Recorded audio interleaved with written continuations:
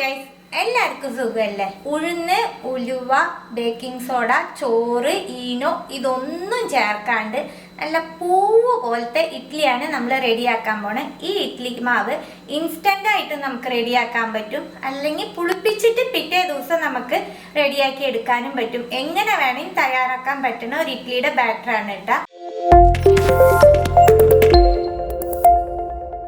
3/4 cup വെള്ളാവില എടുത്തിട്ടുണ്ട്.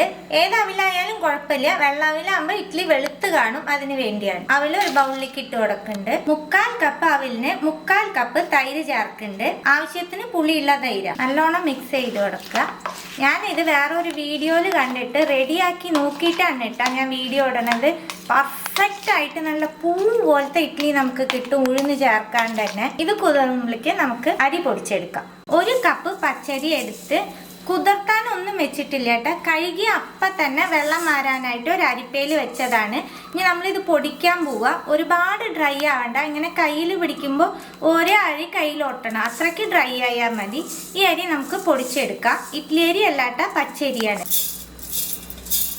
റവ പാകത്തിന് പൊടിച്ചെടുക്കാം. പൊടിച്ച അരി ബൗളിലേക്ക് ഇടുന്നുണ്ട്. ഇട്ടതിന് ശേഷം പാകം കാണിച്ചു തരാം. ഇത് കണ്ടില്ലേ, തരി തരിയായിട്ടുണ്ട്. തരി മീൻസ് റവയുടെ ആ ഒരു പാകത്തിനാണ് കേട്ടോ പൊടിച്ചേക്കണ, ഫൈൻ പൗഡർ അല്ല. കുതിർത്തി വെച്ചേക്കണ അവില് നല്ലോണം കുതിർന്നു വിട്ടാ ഇത് നമുക്ക് അരച്ചെടുക്കാം. വെള്ളം ചേർക്കരുത്, ഈ തൈരിൽ തന്നെ നമുക്ക് അരച്ചെടുക്കണം.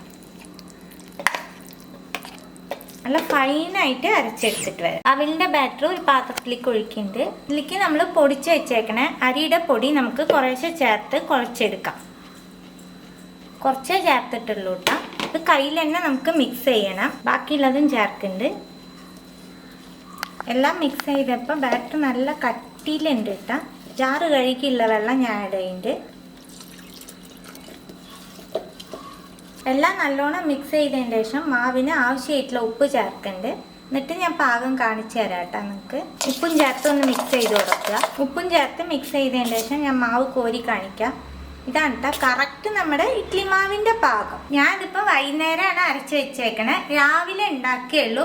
നിങ്ങൾക്ക് അപ്പം തന്നെ ഉണ്ടാക്കണം എന്നുണ്ടെങ്കിൽ ബേക്കിംഗ് സോഡ ചേർത്തിട്ട് ഉണ്ടാക്കിയാൽ മതി കേട്ടോ. അതേപോലെ കിട്ടും. ബേക്കിംഗ് സോഡ ഒഴിവാക്കണം എന്നുണ്ടെങ്കിൽ ഓവർനൈറ്റ് ഫുള്ളായിട്ട് ഫെർമെൻ്റ് ആവാൻ വെച്ചാൽ മതി. നമുക്ക് രാവിലെ എടുക്കാം. മാവ് അരച്ച് വെച്ചിട്ട് 8 മണിക്കൂർ കഴിഞ്ഞു. മാവ് ഒരുപാട് ഉഴുന്ന് ചേർത്ത് അരയ്ക്കണ പോലെ പുളിച്ച് പൊന്തി പോവില്ല കേട്ടാ. എന്നാൽ മാവ് നല്ലോണം പതഞ്ഞുണ്ടാവും. ഞാൻ കാണിച്ചു തരാം. എല്ലാവർക്കും ഒരു സംശയം ഉണ്ടാവും, ഉഴുന്ന് ഉലുവൊന്നും ഇടാണ്ട് എങ്ങനെ മാവ് പുളിക്കും എന്നുള്ളത്. നോക്കിക്കോളോ, കണ്ടില്ലേ,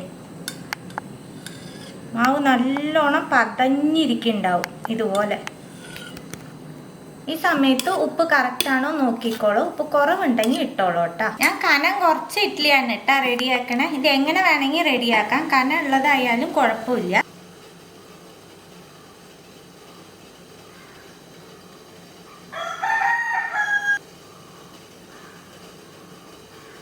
ഓരോന്ന് മുകളിൽ വെച്ച് കൊടുക്കാം. ഇങ്ങനത്തെ തട്ടിൽ ഇഡ്ഡലി വെക്കുന്നത് കുറേ പേർക്ക് സംശയമുണ്ട് കേട്ടോ. ഇതിൽ വെക്കുമ്പോൾ ശരിയാവണില്ല എന്ന്. നമ്മൾ അടിയിലത്തെ തട്ടിൽ ഇഡ്ഡലി മാവ് ഒഴിച്ച് കഴിഞ്ഞിട്ട് പിന്നെ മുകളിലത്തെ തട്ടിൽ ഈ ഹോള് വരുന്നില്ലേ, അടിയിലത്തെ തട്ടിൻ്റെ ഇഡ്ഡലിയുടെ നേരെ വേണം ഈ ഹോള് വരാനായിട്ട്. അപ്പം നമുക്ക് കറക്റ്റ് കിട്ടും കേട്ടോ. ഓരോന്ന് മുകളിൽ വെക്കുമ്പോൾ അങ്ങനെ വെച്ചാൽ മതി. അതുപോലെ ഇഡ്ഡലി നമ്മൾ സ്റ്റീം ചെയ്യാൻ വെക്കുമ്പോൾ വെള്ളം നല്ലോണം തിളച്ചുണ്ടാവണം. എന്നാൽ നല്ല സോഫ്റ്റ് ആയിട്ടുള്ള ഇഡ്ഡലി നമുക്ക് കിട്ടും. ഇഡ്ഡലി വേവിച്ചെടുക്കണ പോലെ സാധാരണ സമയം മതി. ഇഡ്ഡലി റെഡിയായി ഉണ്ടാവും കേട്ടോ. വേറെ ഒരു പ്ലേറ്റിലേക്ക് മാറ്റാം.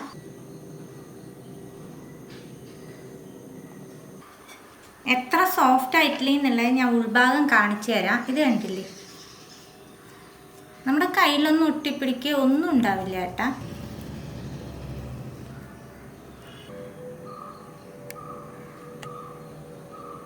ഉൾഭാഗം എത്ര സോഫ്റ്റാന്നുള്ളത് നിങ്ങൾക്ക് കാണുമ്പോൾ തന്നെ അറിയാൻ പറ്റും. തീർച്ചയായിട്ടും എല്ലാവരും ട്രൈ ചെയ്ത് നോക്കണം. ട്രൈ ചെയ്ത് നിങ്ങളുടെ ഫീഡ്ബാക്കൊക്കെ അറിയിക്കുക. പുതിയ റെസിപ്പി ആയിട്ട് അടുത്ത വീഡിയോയിൽ കാണാം. See you, by.